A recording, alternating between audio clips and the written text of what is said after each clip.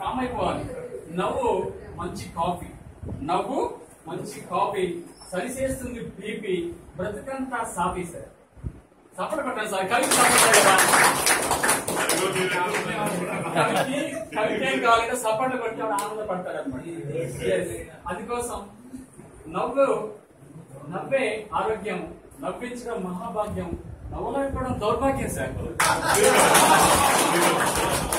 ఎందుకంటే అన్నీ ఉన్నాయి. సీఎం అయిన రోసయ్య గారు రోజు కింద పడేవాడు.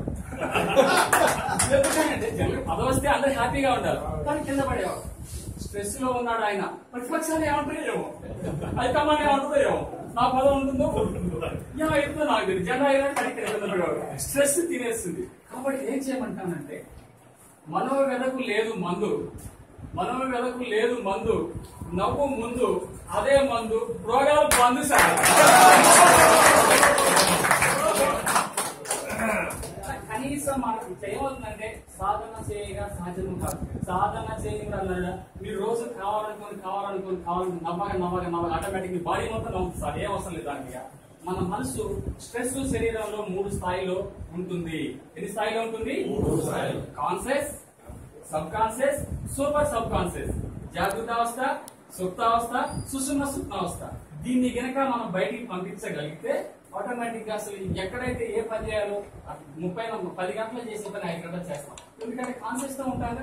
మన ఎవరంటారు ఏమంటారు, అత్తగారింటి పిల్లలు స్కూల్ పోతే ఇదే గందరగోళం మనిషికి.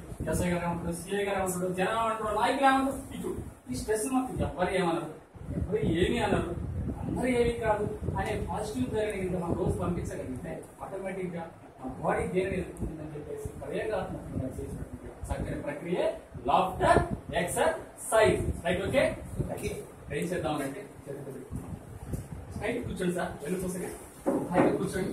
జస్ట్ లాంగ్ బ్రీతింగ్ చేసుకుని హాయిగా ఎంత అద్భుతం సార్. ఎంతకన్నా అద్భుతంగా హాయిగా తీసుకున్నాం కాబట్టి గాలి ఊపిరితిత్తుల్లో కొన్ని వేల గదులు ఉంటాయి. అమ్మ మీరు ముందుకు వచ్చి ఆ మేడం గారు సరి కూర్చోలేకపోతున్నారు. అమ్మకి ఇవ్వండి. మీరు ఫ్రీగా కూర్చోలేకపోతే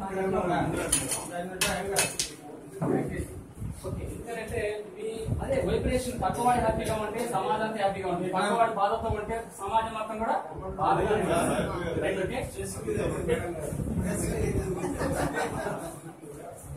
మీరు కంటిన్యూస్ గా సిటీ తీయదు చేసేటప్పుడు తీయండి. ఓకే.